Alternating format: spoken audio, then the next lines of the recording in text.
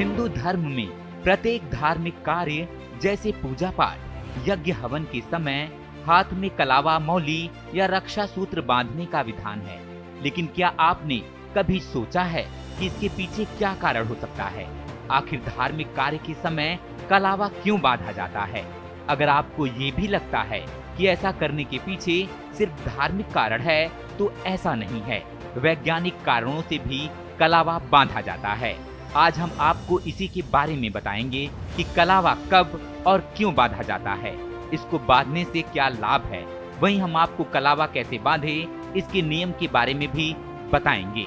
धार्मिक रूप से कलावा बांधने की अगर बात करें तो हिंदू धर्म में प्रत्येक धार्मिक कार्य यानी पूजा पाठ, उद्घाटन, यज्ञ, हवन संस्कार आदि के पूर्व पुरोहितों द्वारा यजमान के दाएं हाथ में मौली बांधी जाती है।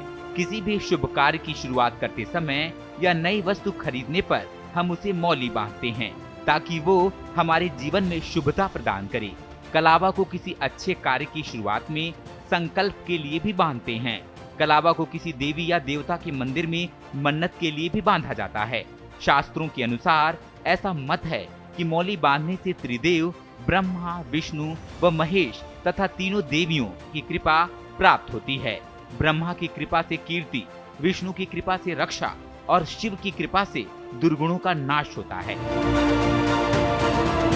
इसी प्रकार लक्ष्मी से धन, दुर्गा से शक्ति एवं सरस्वती की कृपा से बुद्धि प्राप्त होती है। जब हम कलावा का मंत्र रक्षा के लिए पढ़कर कलाई में बांधते हैं तो ये 3 धागों का सूत्र त्रिदेवों व त्रिशक्तियों को समर्पित हो जाता है, जिससे रक्षा सूत्र धारण करने वाले प्राणी की सब प्रकार से रक्षा होती है। वैज्ञानिक दृष्टि से रक्षा सूत्र बांधने की अगर बात करें तो शरीर के ज्यादातर अंगों तक पहुंचने वाली नसें कलाई से होकर गुजरती हैं। कलाई पर मौली या कलावा बांधने से इन नसों की क्रिया नियंत्रित रहती है। इससे वात, पित्त और कफ की अनुकूलता बनी रहती है।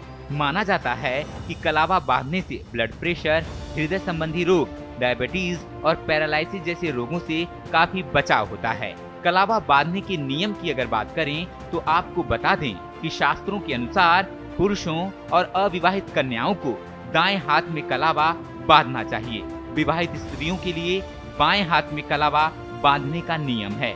कलावा बंधवाते समय जिस हाथ में कलावा बंधवा रहे हों उसकी मुट्ठी बंधी होनी चाहिए और दूसरा हाथ सिर पर होना चाहिए। मौली कहीं पर भी बांधें, एक बात का हमेशा ध्यान रहे, इस सूत्र को केवल 3 बार ही लपेटना चाहिए और इसके बांधने में वैदिक विधि का प्रयोग करना चाहिए। पर्व त्योहार के अलावा किसी अन्य दिन कलावा बांधने के लिए मंगलवार और शनिवार का दिन शुभ माना जाता है।